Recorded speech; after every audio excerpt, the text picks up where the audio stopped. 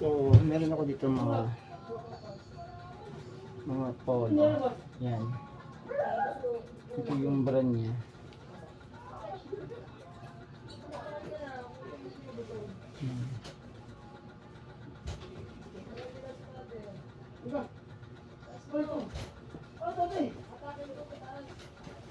Meron din tayong Honda na mayroon siyang sa ulo.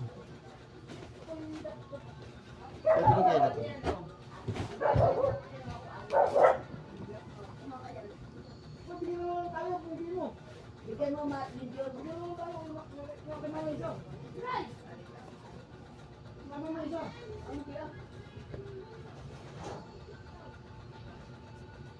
Ito ang sinay natin.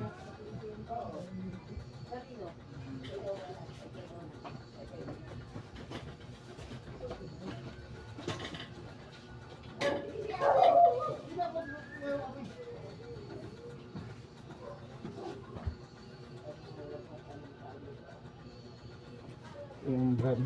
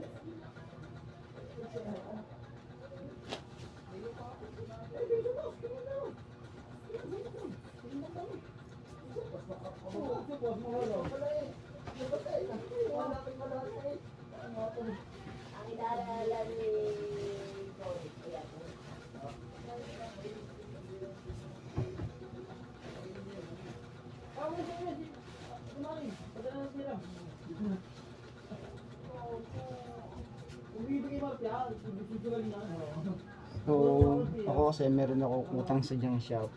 Eh yung suit ng mga polo, kasing lakad ng kasya dun sa may-ari ng junk shop. So, marinimitin lang yung ibigay ko sa kanya para makabayad ako. Bakit ako nagkaroon ng utang sa kanya? Bumili kasi ako ng stationary bike para sa loob ng bahay.